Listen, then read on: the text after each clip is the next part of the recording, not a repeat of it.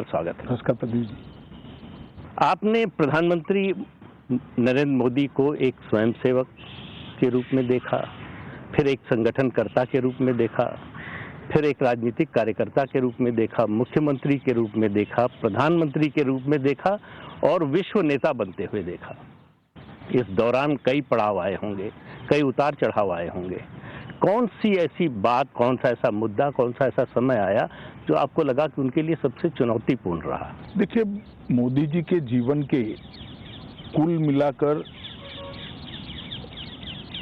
सार्वजनिक जीवन में आने के बाद 3 हिस्से किए जा सकते हैं। एक तो भारतीय जनता पार्टी में आने के बाद की मैं बात करता हूँ। जी। भारतीय जनता पार्टी में आने के बाद का उनका पहला कालखंड एक दृष्टि से बनाए तो वो संगठनात्मक काम का था। दूसरा कालखंड उनके मुख्यमंत्री के उनके तत्वाधान में गुजरात में वो मुख्यमंत्री रहे और एक काम हुआ। और तीसरा राष्ट्रीय राजनीति में आकर वो प्रधानमंत्री बने। ये 3 हिस्सों में उनके सार्वजनिक जीवन को बांटा जा सकता है। ये तीनों बेहद चुनौतीपूर्ण अपने आप में रहे। जैसे जब उनको भारतीय जनता पार्टी में भेजा गया, वो आए, संगठन मंत्री बने। उस वक्त भारतीय जनता पार्टी की स्थिति खस्ता हाल थी। गुजरात कोई पहले से भारतीय जनता पार्टी के अनुकूल राज्य रहा नहीं था। हम सब युवा कार्यकर्ता थे, कोई भविष्य नजर नहीं आता था। जब भाजपा के लिए बात करते थे या ज्वाइन हुए थे, हमारे प्रोफेसर हमें डांटते थे, कहाँ गलत रास्ते पे चले गए हो। इस प्रकार की स्थिति थी और देश में 2 सीटें आई थी। तब मोदी जी भारतीय जनता पार्टी गुजरात के संगठन मंत्री बने और 87 से उन्होंने संगठन को संभाला और संगठन के माध्यम से एक पक्ष की विश्वसनीयता कैसे जनमानस में बनाई जा सकती है उसका उत्कृष्ट उदाहरण करा। 87 में आने के बाद सबसे पहला चुनाव आया अहमदाबाद म्युनिसिपल कॉरपोरेशन का। पहली बार भारतीय जनता पार्टी अपने बूते पर कॉरपोरेशन में सत्ता में आई। उनके संगठन मंत्री बनने के महज 1 साल के अंदर और उसके बाद में भारतीय जनता पार्टी की यात्रा शुरू हुई। 90 में हम हिस्सेदारी में सरकार में आए, 50-50 की हिस्सेदारी थी, 95 में पूर्ण बहुमत में आए और वहां से भारतीय जनता पार्टी आज तक पीछे मुड़कर नहीं देखा है। कल भी जो चुनाव हुए उसमें हम लगभग 95% स्वीप कर गए। तो सबसे बड़ा चैलेंजिंग काम उनका उस वक्त था कि गुजरात में भारतीय जनता पार्टी का कमल खिलाना। उस वक्त उन्होंने कठोर परिश्रम, बारीक आयोजन और इम्प्लीमेंटेशन के लिए एक दृढ़ता, ये तीनों के कारण उन्होंने भारतीय जनता पार्टी को खड़ा किया। और एक मैं अभी भी मानता हूँ मल्टी पार्टी डेमोक्रेटिक सिस्टम में बहुत सारी पार्टियां है और होनी भी चाहिए।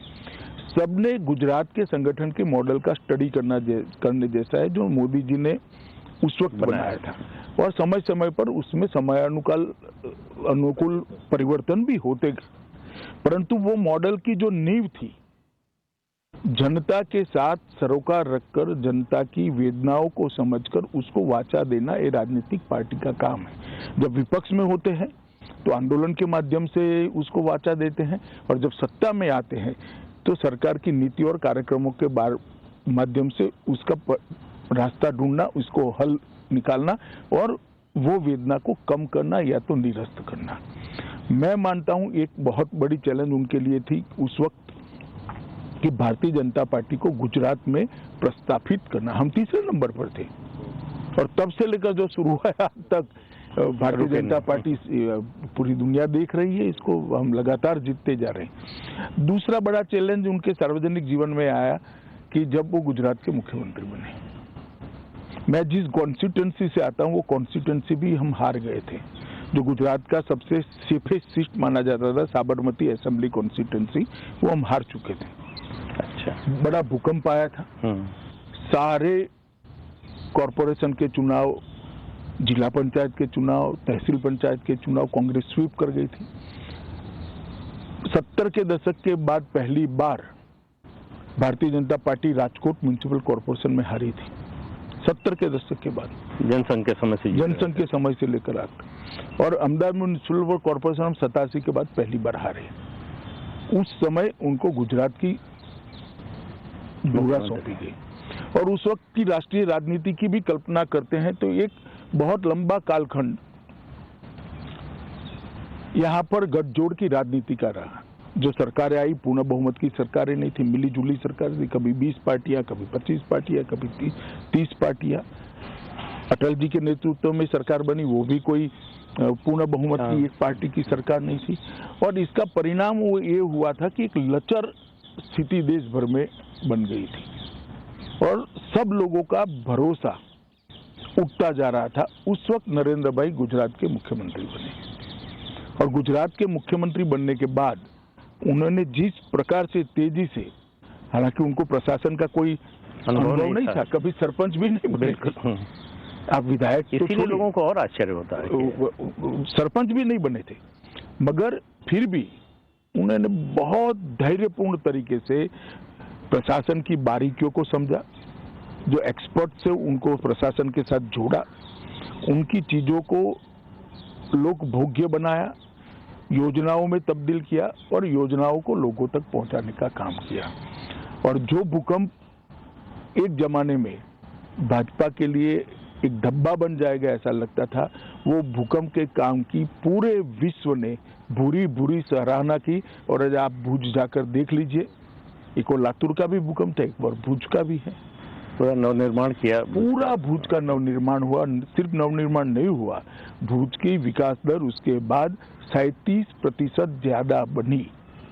और आज भुज के अंदर पानी भी है, इंडस्ट्री भी है, एजुकेशन भी है।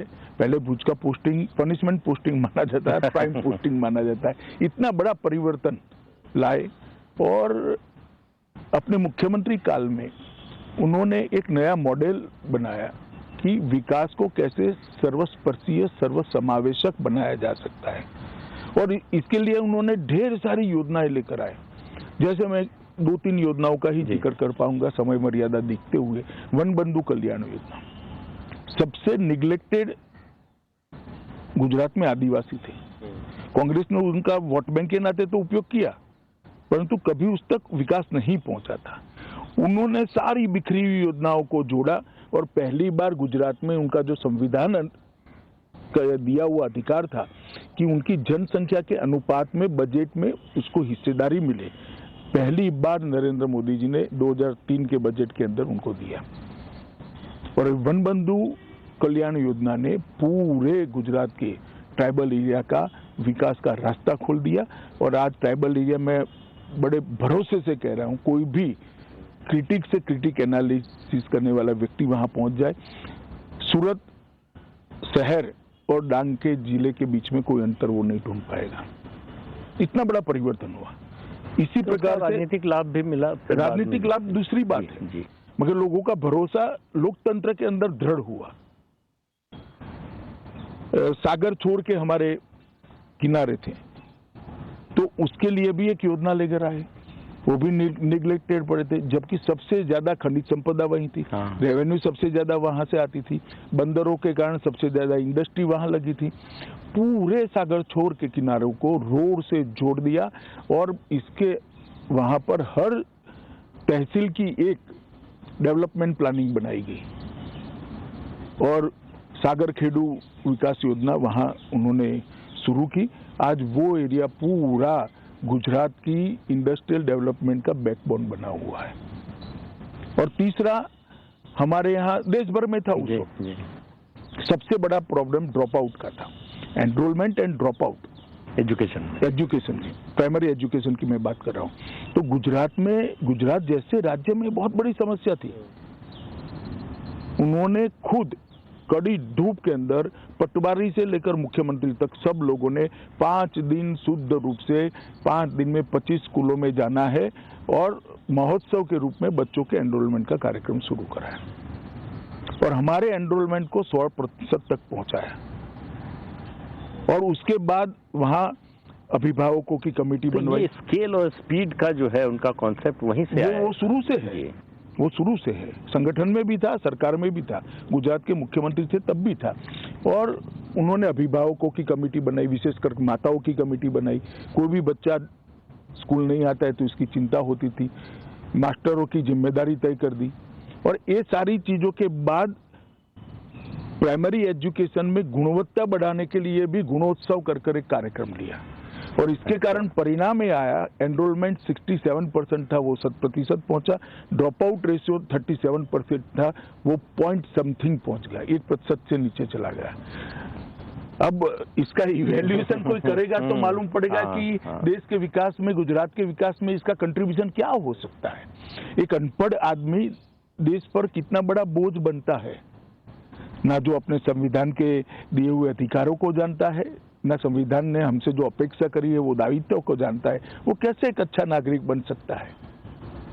इसके अंदर आमूलचूर परिवर्तन है। इसी प्रकार से शहरी विकास, ग्रामीण विकास, औद्योगिक नीति, वाइब्रेंट गुजरात का उन्होंने एक बहुत बड़ा एक्सपेरिमेंट करा। खावड़ा तक पानी भी उनके समय में ही पहुंचा। नर्मदा योजना को अंजाम तक पहुंचाने का काम किया। सौनी योजना लाकर गुजरात के अंदर लगभग टैंकर राज को समाप्त कर दिया। गुजरात ऐसा एक क्षेत्र था जहाँ टैंकरों की इंडस्ट्री चलती थी, क्योंकि गांव में पानी नहीं होता था। आज फ्लो से पानी हर गांव में जाता है, पीने की पानी की कहीं किल्लत नहीं है। और दृढ़ता पूर्वक, कठोरता से नीति बनाकर जो काम किया, इसका परिणाम यह है कि गुजरात के कई जिले आज काली यादी से बाहर आ चुके हैं। 100 फुट भूगर्भ जल का लेवल ऊपर आया है। पूरे भारत में एक ही ऐसा क्षेत्र है जहाँ भूगर्भ जल में बढ़ोतरी हुई। तालाबों को बहुत डीप करने का काम किया गया, छोटे छोटे चेक डैम बनाए गए, नर्मदा का जो बाढ़ का पानी था उसको तालाबों में डाइवर्ट कर। इस प्रकार से ये दूसरी चैलेंज को उसने इतने अच्छे तरीके से लिया कि देश भर के अंदर जो मिली जुली सरकारों का एक युग था, वो युग में एक छवि बनी थी कि ये मल्टी पार्टी डेमोक्रेटिक सिस्टम शायद फेल तो नहीं कर जाएगी। गुजरात के नरेंद्र भाई के सफल मुख्यमंत्री काल के दौरान न केवल गुजरात, देश भर में एक आशा का किरण जागृत हुआ कि मल्टी पार्टी डेमोक्रेटिक सिस्टम में कोई दोष नहीं है, ये सफल हो सकती है, ये डिलीवर कर सकती है, अंतिम व्यक्ति तक जा सकती है। और वेलफेयर स्टेट की जो कल्पना, कल्याण राज्य की कल्पना, मैं पश्चिम की कल्पना की नहीं बात नहीं करता, अपने संविधान निर्माताओं ने जो कल्पना करी थी वो साकार हो सकती है। तो ये दूसरी चैलेंज थी। और तीसरी चैलेंज जब वो भारत के प्रधानमंत्री बने तब आए। आप जानते ही हो, मैं डॉक्टर मनमोहन सिंह जी की सरकार के लिए कोई टिप्पणी करना नहीं चाहता, ये कोई राजनीतिक मौका भी नहीं है, परंतु हर क्षेत्र के अंदर देश नीचे नीचे नीचे जा रहा। 12 लाख करोड़ के घपले, घोटाले, भ्रष्टाचार सरफेस पर आ चुके थे। सार्वजनिक जीवन पर श्रद्धा पाताल के अंदर पहुंच गई थी। दुनिया भर में देश का कोई सम्मान नहीं था। हमारी आंतरिक और बाहरी सुरक्षा बिल्कुल लचर हो पड़ी थी। पॉलिसी पैरालिसिस हो चुका था। नीतिगत फैसले महीनों तक सरकार की आंतरिक उलझनों में उलझते रहते थे। एक मंत्री महोदय ऐसे थे पूरे 5 साल कैबिनेट में ही नहीं आए। कई सारी ऐसी चीजें थी जो सवाल करती थी कि कैसे चल सकता है। ऐसे माहौल में मोदी जी ने देश के प्रधानमंत्री का चैलेंज उनके सर पर आया। और आज हम देख सकते हैं कि 7 साल के अंदर सारी व्यवस्थाएं अपनी अपनी जगह से। हाँ, समस्याएं आती है, आएगी भी, भविष्य में भी आएगी, मगर समस्या को एड्रेस किया जाता है, तत्काल एड्रेस किया जाता है, उसका समाधान निकालने का प्रयास किया और संवेदनशीलता के साथ उसको आगे बढ़ाया जाता है। और इसके कारण एक दृढ़ राजनीतिक इच्छा शक्ति के कारण देश की सुरक्षा व्यवस्था भी चौक चौबंद हुई। कभी कोई कल्पना नहीं कर सकता था कि भारत एयर स्ट्राइक करेगा या सर्जिकल स्ट्राइक करेगा। ये तो अमेरिका के लिए रिजर्व चीज थी, वही कर सकते हैं, वही कर सकते हैं। आज इसके कारण भारत के युवा का हौसला हुआ है, हम भी कर सकते हैं। कभी ये नहीं हो सकता था कि कोई प्रधानमंत्री कहेगा कि $5 ट्रिलियन की इकोनॉमी बनने का साहस भारत में है और हम पहुंच सकते हैं। ढेर सारे स्टार्टअप आए, लोग लगे, मुझे विश्वास है $5 ट्रिलियन की इकोनॉमी मोदी जी के नेतृत्व में बन ही जाएगी। और 11 नंबर की अर्थव्यवस्था से 5वें नंबर की अर्थव्यवस्था, 6ठे नंबर की अर्थव्यवस्था हम बन चुके हैं। बहुत बड़ा जंप आया है, ढेर सारे सुधार हुए हैं, रिफॉर्म्स हुए हैं, ईज ऑफ डूइंग बिजनेस में भी हमने परिवर्तन। तो मोदी जी के जीवन में जो 3 बड़े बड़े आप स्टेज, तीनों स्टेज चुनौतीपूर्ण थे और उन्होंने बड़े धैर्य से, मक्कमता से और दृढ़ राजनीतिक इच्छा शक्ति के साथ तीनों चैलेंजों को सफलतापूर्वक पार करा है। मैं मानता हूं उनकी लीडरशिप की ये बहुत बड़ी क्वालिटी है। आपने अभी बात में जिक्र किया कि एक समय लगने लगा था कि मल्टी पार्टी डेमोक्रेसी फेल हो जाएगी। राजनीति में, सार्वजनिक जीवन में परसेप्शन का बहुत महत्व होता है।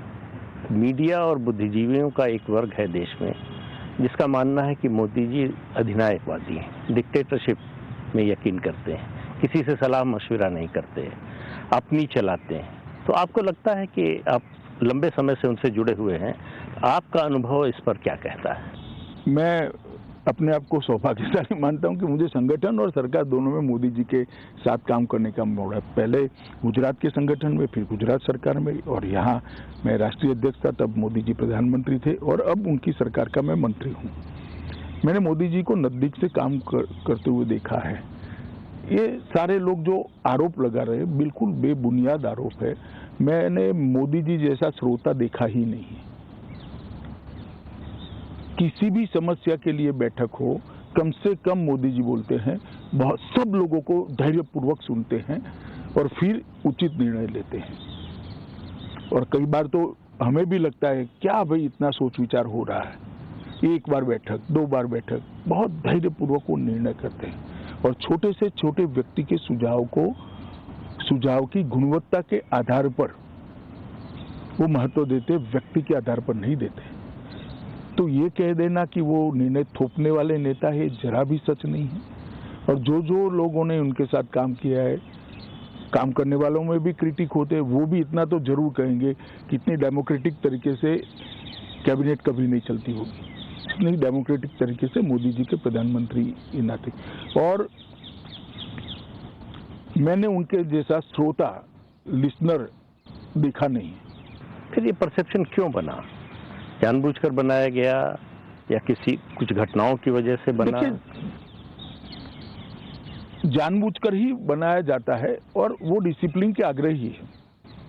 तो कोई फोरम में जो डिस्कशन होता है वो बाहर नहीं आएगा। एक जमाने में आ जाता था सब आप लोगों के उपयोग के लिए, अब नहीं आता है। तो को लोगों को मुश्किल होती है, बहुत कम आता है। तो लोगों को लगता है फैसला मोदी जी ने ले लिया। लोगों को मालूम नहीं है कि जनता को भी मालूम नहीं है, जर्नलिस्टों को भी मालूम नहीं है कि ये सामूहिक चिंतन का परिपाक है। निर्णय तो ऑफकोर्स वो ही करेंगे क्योंकि वो प्रधानमंत्री है और उनको ही करना चाहिए। जनता ने अधिकार उनको दिया है, बाकी सारे मंत्री को फिर मोदी जी ने अधिकार दिया है। यही तो हमारा संविधान है। परंतु सबके साथ चर्चा कर सबको बोलने का मौका देकर, सबके प्लस माइनस पॉइंट सुनकर ये फैसले होते। ऐसी छवि इसलिए नहीं बनती कि वो डिसिप्लिन के आग्रही है। और कुछ लोग जो बड़ा दुर्भाग्यपूर्ण है, जो मैं बोलने जा रहा हूं, कुछ लोग जो हमारे वैचारिक विरोधी हैं, वो सत्य कुछ भी हो, सत्य को तोड़ मरोड़ कर लोगों के सामने कैसा रखना, वो भी प्रयास हम तो देख ही रहे हैं, आप भी शायद देखते होंगे। और इसके कारण छवि को आहत करने का भी एक सुनियोजित प्रयास हुआ है। ऐसा कहते हैं कि राजनीति में जोखिम लेने से नेता बचते हैं क्योंकि एक अनिश्चितता उससे पैदा होती है कि ये जोखिम लिया, इसका क्या नतीजा होगा, हमारे ऊपर क्या असर पड़ेगा। लेकिन मोदी जी के बारे में देखा जाता है कि जैसे वो मतलब जिद करके जोखिम लेते हैं। आप नोटबंदी का फैसला देखिए, 3 तलाक, अनुच्छेद 370। देखिए, मैं आपकी बात से पार्शियली सहमत हूँ। जिद कर शब्द प्रयोग ठीक नहीं है। वो जोखिम लेकर फैसला करते हैं, वो सही है, क्योंकि उनका मानना है और कई बार सार्वजनिक जीवन में उन्होंने कहा भी है कि हम देश बदलने के लिए सरकार में आए हैं, सरकार चलाने के लिए सरकार में नहीं आए। हमारा लक्ष्य देश के अंदर परिवर्तन लाना है। 130 करोड़ की जनता को विश्व में, दुनिया के सबसे बड़े लोकतंत्र को विश्व में एक सम्मानजनक स्थान पर पहुंचाना है, जो जबकि पोटेंशियल सालों से यहां पड़ा है। हमारा युवा धन पश्चिम और अमेरिका की ओर न जाता अगर ये फैसले सालों पहले हो गए होते तो, जो आज हो रहे।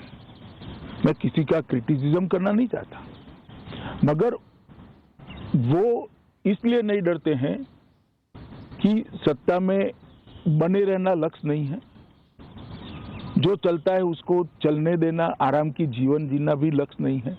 एकमात्र लक्ष्य है भारत प्रथम, इंडिया फर्स्ट। ये लक्ष्य लेकर वो चलते हैं और इसीलिए इसी में से दृढ़ राजनीतिक इच्छा शक्ति का निर्मित होती है।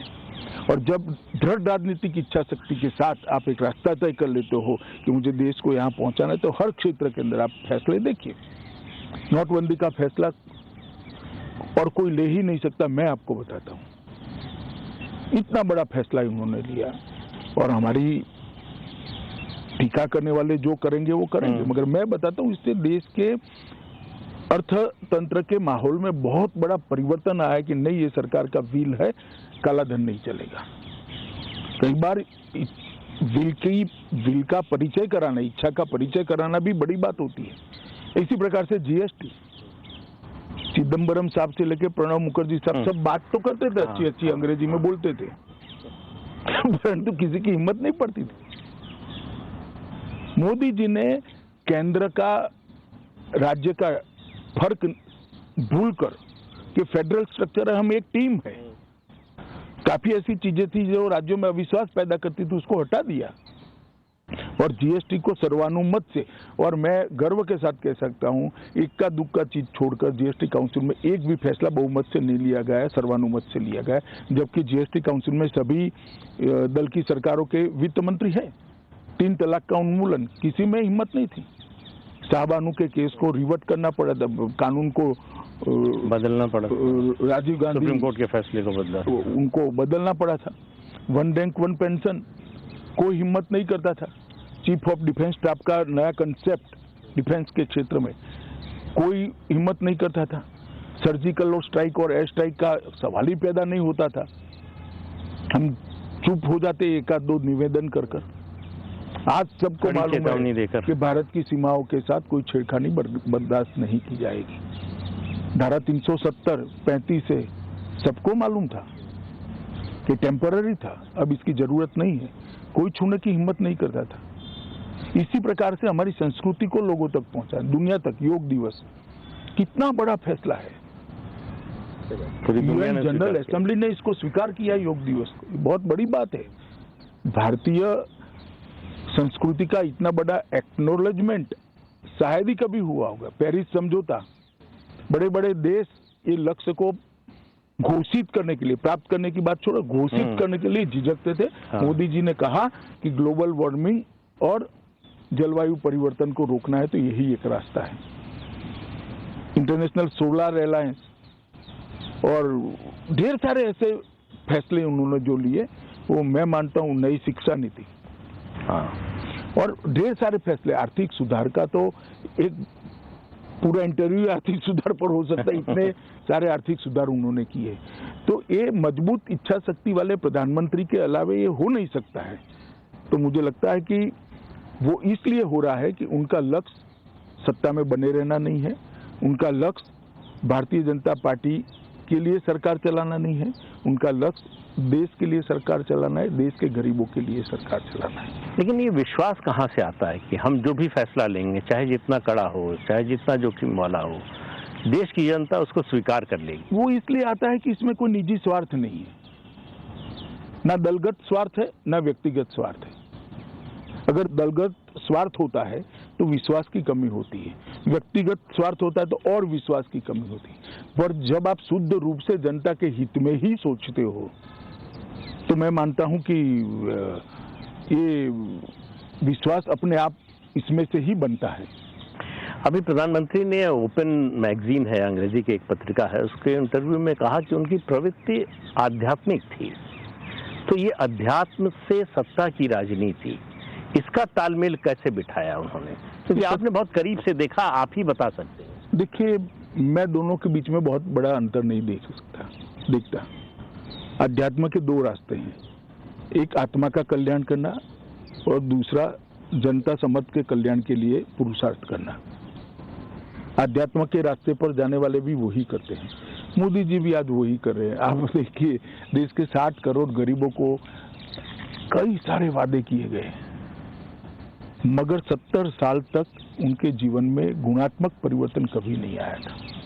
गरीब कल्याण की बातें सबने की, गरीबी हटाओ की बातें के नारे भी लगे, मगर हुआ कभी नहीं था। आज मैं इतना कह सकता हूँ, 11 करोड़ गरीबों के घर से धुआं गायब है। गैस का सिलेंडर वो गरीब महिला के घर में पहुंच गया है। लगभग 11 करोड़ शौचालय इस देश में बन चुके हैं, जिसमें से 9 करोड़ से ज्यादा उपयोग में है। तो वो 9 करोड़ परिवारों की महिलाएं आज शर्मसार नहीं हैं, सम्मान के साथ जीवन जी रही हैं। उनको भी होता है कि इस देश में मेरी हिस्सेदारी है, मेरी कोई चिंता कर रहा है। हर घर में नल का पानी पहुंचाने का काम हम शुरू करें। 8 करोड़ घरों में पानी पहुंचा, लगभग 2 करोड़ घरों में पहुंचने का काम हो गया। तो बहुत बड़ी बात है।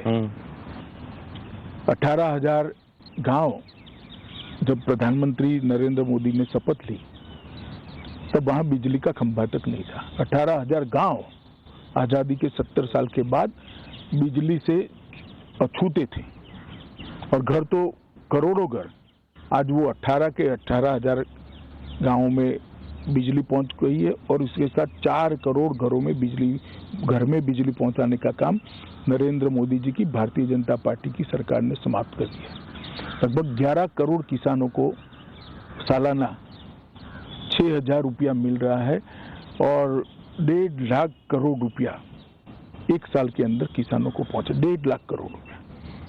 कभी यूपीए सरकार ने 60,000 करोड़ का ऋण माफ कर बहुत बड़ा काम किया था, ऐसा बताते थे। कहते हैं उसी से चुनाव 60,000 करोड़ तो बैंक में ही वापिस आ गए, किसान को कुछ नहीं मिला क्योंकि ये तो बैंक का ऋण माफ हो गया। तो बैंक में ये 1.5 लाख करोड़ रुपया सीधा किसान को मिला है, जिसे इसको बैंक से ऋण ही नहीं लेना।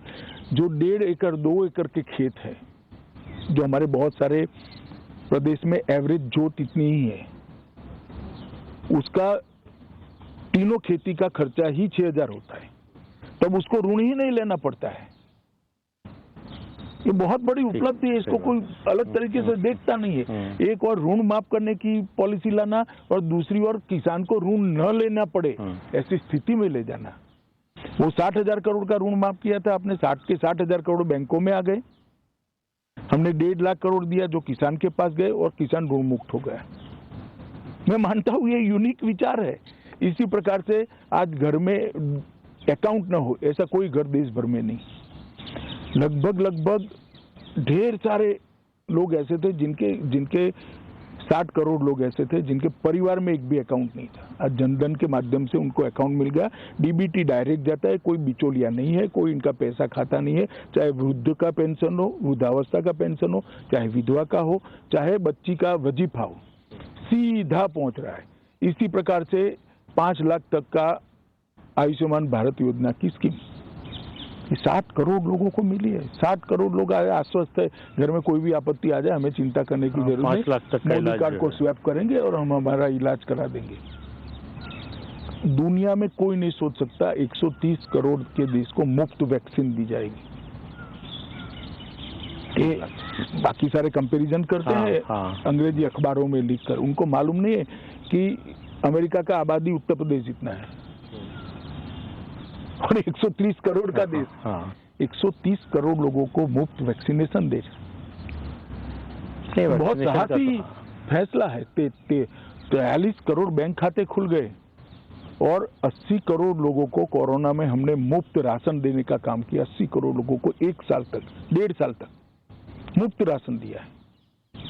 उसका बड़ा असर है लोगों पर। और मैं इसको असर से थोड़ा ऊपर जाकर सोचता हूँ, ये प्रधानमंत्री जी की सरकार की संवेदनशीलता है जो ये योजनाएं बनाती है। हम योजनाओं के अंदर उसका स्केल और साइज दोनों को बदले हैं।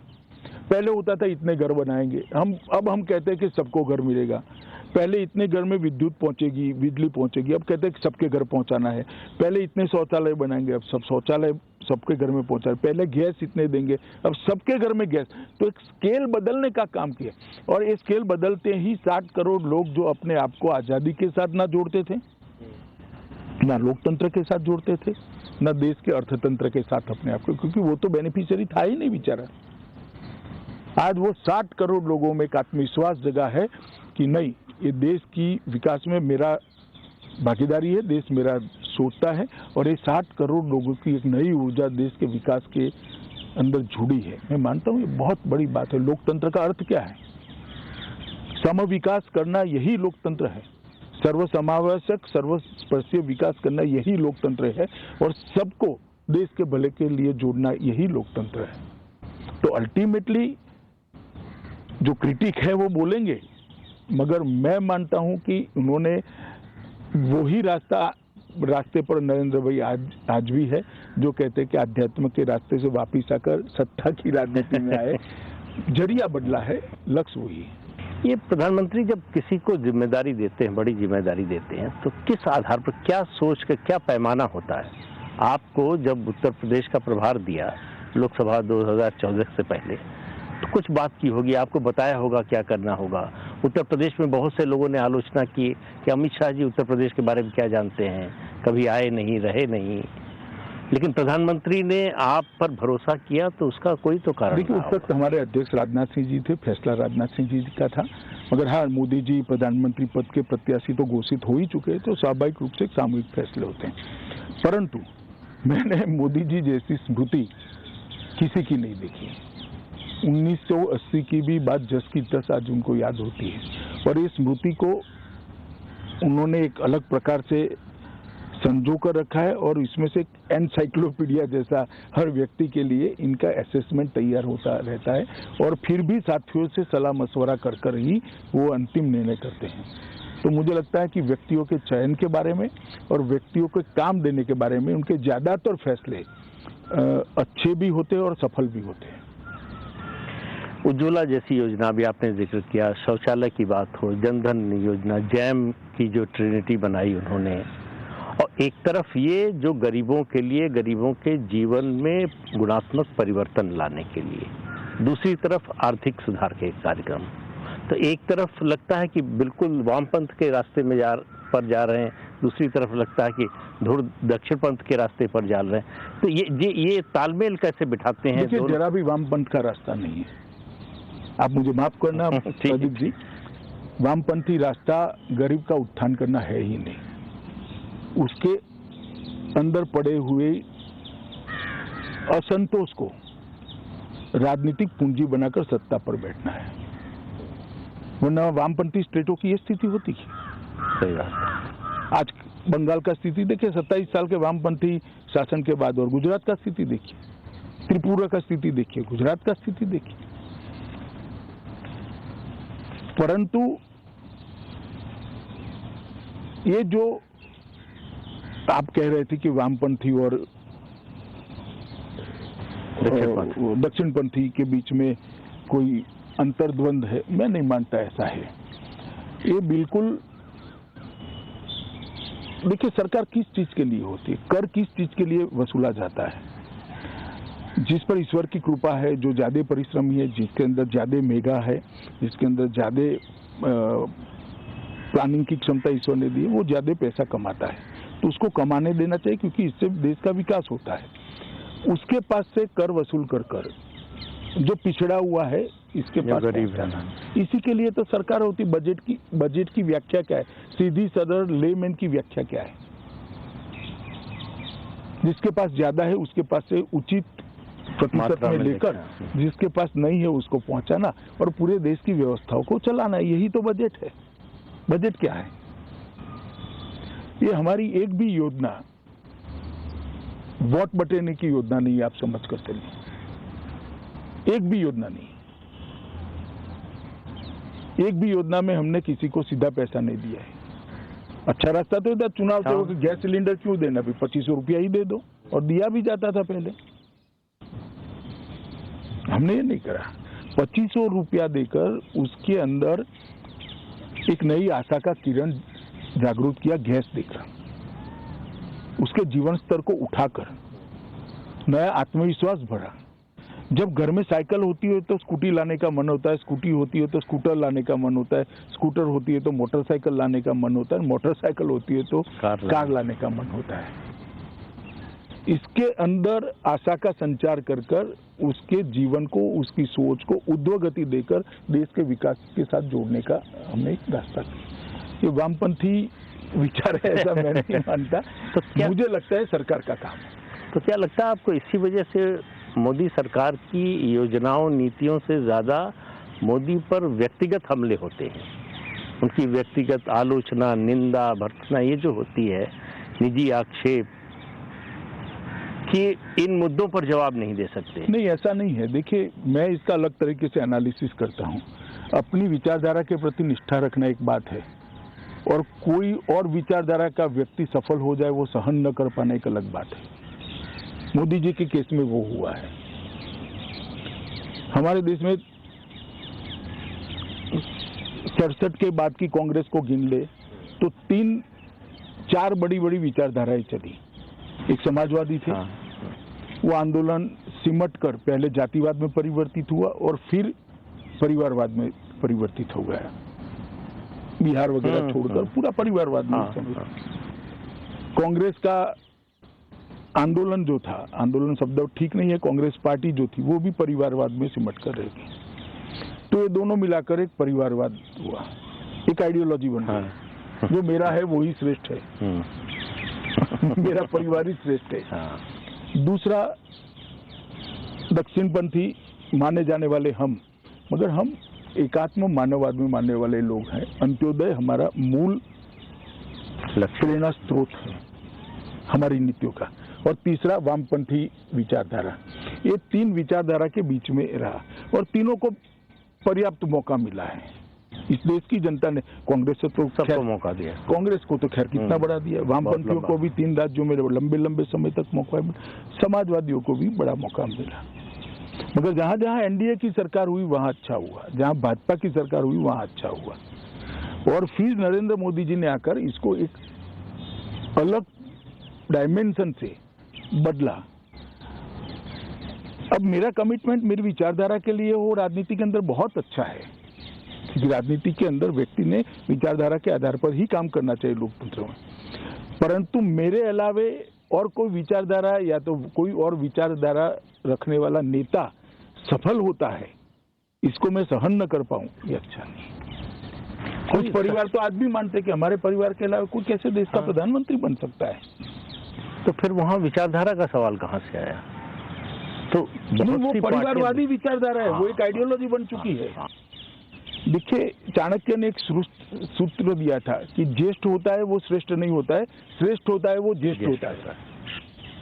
इन्होंने किया कि मैं ही श्रेष्ठ हूँ, हमारे अलावे किसी को शासन करने का अधिकार नहीं है। जब मैं एसपीजी का कानून लेकर आया तो भाई गांधी परिवार को क्यों हटा रहे हो, भी क्यों रखे? मेरा सवाल अलग है।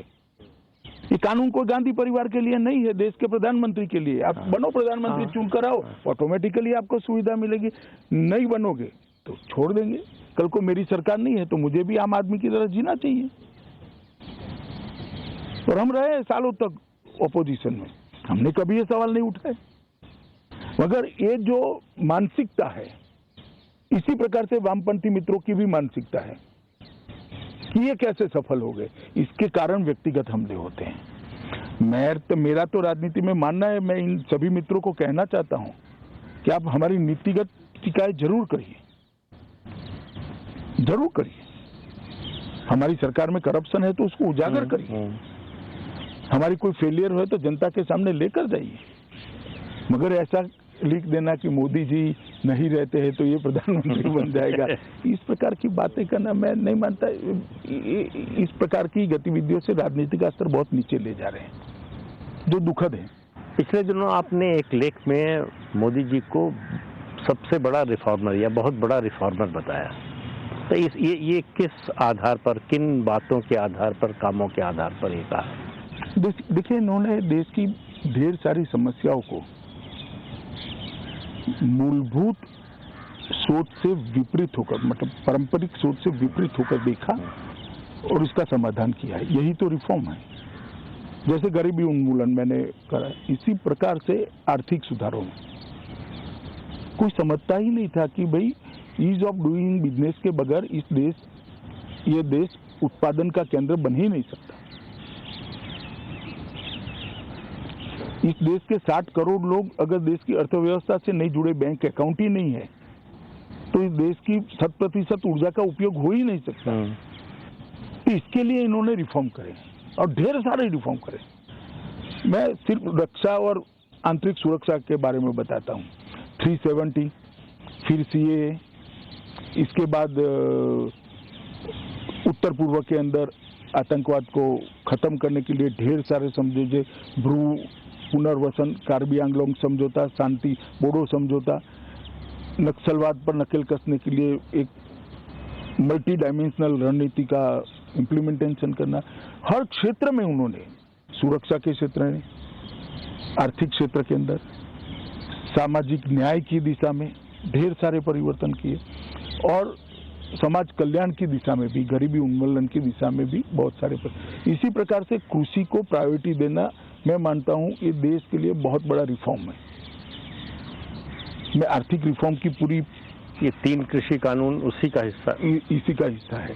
और इसके अलावा भी बजट में बढ़ोतरी आप देख लीजिए, कितनी बड़ी बजट में बढ़ोतरी कृषि के बजट में हुई है और ढेर सारे परिवर्तन करें। और मैं मानता हूं आर्थिक सुधारों को मैं इसलिए बताना नहीं चाहता कि बहुत बड़ी सूची है उसमें, बैंकिंग से लेकर एफडीआई पॉलिसी से लेकर जीएसटी से लेकर, लेकिन मेरा अगला सवाल इसी पर है। कॉर्पोरेट टैक्स को घटाने से लेकर इंश्योरेंस, डिफेंस, एफडीआई का परिवर्तन कर कर ऑर्डिनेंस फैक्ट्री बोर्ड को उसका कॉर्पोरेटाइजेशन कर कर और सहकारिता मंत्रालय के गठन तक ढेर सारे, नोटबंदी ले लीजिए, जीएसटी ले लीजिए। आज आपको अगर रिफंड लेना है तो कोई इनकम टैक्स ऑफिस में या कोई लॉयर की तरह आपके अकाउंट में वो आ जाएगा भी। आज आपका इनकम टैक्स असेसमेंट कहाँ गया है आपको भी मालूम नहीं। आपका कोई लॉयर, सीए आपसे अब कह नहीं सकता इसको मैनेज करना है, लाइए इतने रुपये, वो ऑटोमेटिक होकर आप पर ही मिल आ जाएगा और आपका असेसमेंट हो जाएगा। इस प्रकार की ढेर सारी व्यवस्था है। कंपनी रजिस्टर करनी है तो कहीं जाने की जरूरत नहीं, ऑनलाइन ही कंपनी अब रजिस्टर हो जाती है। आप एक नाम डालोगे तो 3 दिन में जवाब आएगा कि नाम तो ऑलरेडी रजिस्टर है, दूसरा नाम लाइए, जिसके लिए पहले क्यूमुलेटिव इफेक्ट से देखे तो अरबों खरबों रुपया घूस लिया जाता था, छोटी छोटी होती थी, मगर उसकी क्यूमुलेटिव इफेक्ट अर्थतंत्र पर काले धन के अर्जन में बहुत बड़ी होती थी। ढेर सारे रिफॉर्म किए हैं उन्होंने। मेरा अगला सवाल इसी रिफॉर्म को लेकर ये जो 2 कंसेप्ट है, आत्मनिर्भर भारत और मेक इन इंडिया, इसके लिए पीएलआई स्कीम लाना, कस्टम ड्यूटी को ऊपर नीचे करके भारत के अंदर उत्पादन के लिए माहौल बनाना, विश्व की स्पर्धा में खड़े रहने के लिए गुणवत्ता को अच्छी करने के लिए सरकारी योजनाएं बनाना, किन किन चीज़ों में हम दुनिया के बाजार में अच्छे से जा सकते हैं उसको आइडेंटिफाई करके उसके लिए special package, special area identification, इस प्रकार की आज ही निर्णय करा है। एप्पल पार्क का, टेक्सटाइल पार्क का, बहुत बड़े टेक्सटाइल कैबिनेट में निर्णय हुआ है। इस प्रकार से इससे हमारा कृषि भी बढ़ेगा, रोजगारी भी मिलेगी और एक्सपोर्ट भी बढ़ने वाला है। ढेर सारे रिफॉर्म मोदी जी ने किए हैं। एक लेख में अपने आपने इसका भी जिक्र किया था कि 60 साल में जितने आर्थिक सुधार के कार्यक्रम हुए उससे ज्यादा 6 साल में मोदी 6 साल में मोदी जी ने करे। वो सही बात है। और इसीलिए अर्थव्यवस्था में 11वें पायदान से हम 6ठे पायदान पर पहुंचे, 5वें पायदान पर पहुंचे, 5-6 में ऊपर नीचे होता रहता है। 1,17,000 करोड़ का जीएसटी और डायरेक्ट टैक्स में इतनी बढ़ोतरी, टैक्स देने वाले करदाताओं में बढ़ोतरी, हर पैमाने से देखिए। और मुझे भरोसा है कि ये जो सुधार की है, चाहे एनसीएलटी का कानून हो, चाहे बैंक के स्ट्रिक्ट नॉर्म्स बनाने की बात हो, चाहे ब्याज दर में कमी करने की, हर चीज का परिणाम अब मिलने लगा है।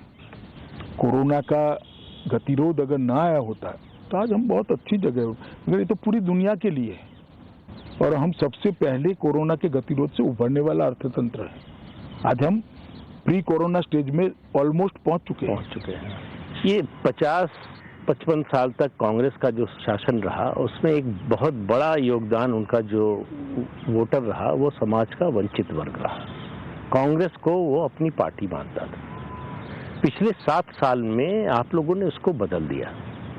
आज मोदी जी ने भाजपा को वंचित वर्ग की पार्टी के रूप में उसकी पहचान बना दी है। तो ये जो परिवर्तन हुआ, ये जो सामाजिक समीकरण बनाया आपने, सोशल इंजीनियरिंग कहे या जो भी नाम देना चाहें, इसकी योजना कब से थी उनके मन में? ये जब प्रधानमंत्री पद के उम्मीदवार बने उसके बाद से शुरू हुआ प्रोजेक्ट या उससे पहले से? नहीं, ये तो उन्होंने गुजरात में राज्य के स्तर पर, राज्य की रिक्वायरमेंट के आधार पर और वहाँ की परिस्थितियों के अनुकूल ये सारे एक्सपेरिमेंट गुजरात में करे ही थे। मैं आपको एक बात बताना चाहता हूँ कि लगभग 54 मंत्रालयों की अलग अलग योजना है जो जनता के लिए है, गरीबों के लिए, वंचितों के लिए, पिछड़ों के, दलितों के, आदिवासियों के लिए। 54 मंत्रालयों की। आज 43 करोड़ बैंक खाते में वो सारी योजना डीबीटी के माध्यम से एक भी बिचौलिए के मगर सीधा 5 तारीख को उसको चेक मिल जाता है। आप मुझे बताइए इससे बड़ा भला उसका गरीब का क्या हो सकता है? तो बुढ़िया को 600 रुपया लेने के लिए कोई उससे 50 रुपया छीन जाता था। बच्चे के वजीफे से 10% कोई काट लेता था। आज ये सारी चीजें खत्म हो गई और ये सब करने के बाद भी कॉर्पोरेट टैक्स घटाकर यहाँ इन्वेस्टमेंट का माहौल बना है। हम 17% पर ले आए। ये सब करने के बाद भी राहुल गांधी जी को बोलने के लिए तो ठीक है, एक बार आपको साक्षात्कार का मौका मिले तो इतना जरूर पूछना भैया कि आपके शासन था तब इसमें से क्या क्या कर पाए थे। आप तो 10 साल तो रहे, उस वक्त आप सांसद भी थे और आपकी माताजी पार्टी अध्यक्षा थी, मनमोहन सिंह जी प्रधानमंत्री थे, तो क्या क्या कर पाए थे? एक बार जब आप साक्षात्कार वैसे देते नहीं है वो साक्षात्कार, अगर दिए तो जरूर पूछिएगा। ये गुजरात से दिल्ली तक के सफर में कोई ऐसा मोड़, कोई ऐसा मौका आया जब ये लगा कि ऐसा करेंगे तो सत्ता से बाहर हो सकते हैं, बाहर हो जाएंगे तो फिर काम कैसे करेंगे? क्योंकि ये सब आपने जो योजनाएं गिनाई, सरकार की उपलब्धियां गिनाई, ये तभी संभव है जब आप सत्ता में हो। ये जो है जनतांत्रिक राजनीति की या चुनावी राजनीति की एक सच्चाई है। देखिए, मैं ऐसा नहीं मानता विपक्ष में रिकवरी जनता का काम तो किया ही जा सकता है। हाँ, मगर इतना जरूर है कि यहाँ आप फैसले कर परिवर्तन कर सकते हैं। वहाँ फैसलों के अंदर के जो छिद्र होते हैं उसको उजागर करने का काम करते हैं। तो सिस्टम सुधार के लिए, तो सिस्टमेटिक सुधार के लिए तो आप काम कर ही सकते हो, परंतु हमने कभी ऐसा नहीं सोचा कि ये करने से हम जीतेंगे या नहीं जीतेंगे। ना मोदी जी की पॉलिसी का हिस्सा हो, पॉलिसी बनाते वक्त ना ये सोच रहती है। किसी पॉलिसी बनाते वक्त ऐसा हुआ हो, पॉलिसी बनाते वक्त एक ही सोच होती है कि ये अच्छे परिणाम देगी या नहीं देगी और जो लाभार्थी है उसका कल्याण होगा या नहीं होगा। कई बार ऐसा होता है कि भाई जनता में पहले रिएक्शन आता है और उसका कई बार राजनीतिक खामियाजा भी भुगतना पड़ता है, मगर हम राजनीति में राजनीतिक पार्टी को जिताने के लिए नहीं है, हम राजनीति में देश को आगे बढ़ाने के लिए है, देश की समस्याओं का परमानेंट सॉल्यूशन लाने के लिए है, देश को सम्मानजनक जगह विश्व में दिलाने के लिए, देश को सुरक्षित करने के, पूरे देश को शिक्षित करने के लिए और देश की संस्कृति को पूरे विश्व के अंदर उचित स्थान मिले, इसके लिए हम राजनीति के अंदर हैं। तो स्वाभाविक रूप से हम राजनीति में तो चुनाव तो जीतना चाहते ही है, प्रयास भी करते हैं, यत्न भी करते हैं उसके लिए, परंतु लक्ष्य वो नहीं है। प्रधानमंत्री नरेंद्र मोदी मेरी समझ से देश के अकेले नेता हैं जिनके खिलाफ 20 साल से लगातार अभियान चल रहा है और जो अभियान चलाने वाले हैं वो थक नहीं रहे। उनकी कोशिश जारी है। कभी इससे विचलित होते हैं, कभी उनको लगता है कि नहीं ध्यान देना चाहिए। जरा भी नहीं होता है। हर विरोध के साथ मोदी जी और मजबूत होते हैं और वो मोदी जी का हौसला बढ़ता है क्योंकि जनता का आशीर्वाद उनके पास है, जनता का समर्थन उनके साथ है और जनता चट्टान की तरह नरेंद्र मोदी जी के साथ खड़ी है। और लोकतंत्र में इससे बड़ी उपलब्धि क्या हो सकती है कि पूरे देश की जनता, एक आदमी कटु फैसले लेते हैं, कड़े फैसले लेता है। कई बार तो जनता के लिए भी कड़े फैसले होते हैं। काले धन पर जब आप नकेल कसते हो, जब आप आर्थिक सुधार करते हो, टैक्स इरोजन के सारे लूपहोल्स को सील करते हो, तो कष्ट तो कुछ लोगों को होता है। हो सकता है हमें सालों तक वोट देने वाले लोगों को भी हो, मगर वो भी वो समझते हैं इसमें मोदी को क्या मिलने वाला है। मोदी को कुछ नहीं मिलने वाला है, इसमें देश का भला होने वाला है। इसलिए अंततोगत्वा सब लोग मोदी जी के साथ जुटते हैं। मोदी जी अकेले प्रधानमंत्री हैं। आप देखिए, अगर शुरू से नजर डालिए, नेहरू जी का काल थोड़ी समय के लिए छोड़ दीजिए, जितने प्रधानमंत्री हुए हैं जिन्होंने कार्यकाल अपना पूरा किया है, चुने जाने के दूसरे तीसरे साल में अलोकप्रिय हो गए। कोई बड़ी राजनीतिक घटना हो गई या फिर भ्रष्टाचार का आरोप लग गया, उनके खिलाफ आंदोलन शुरू हो गया।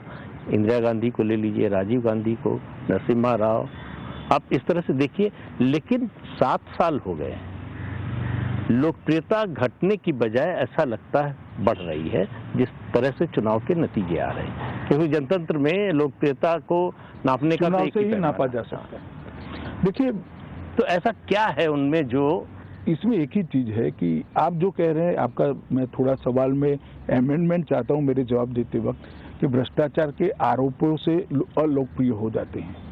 भ्रष्टाचार के आरोपों से नहीं होता है, भ्रष्टाचार से होते हैं। हाँ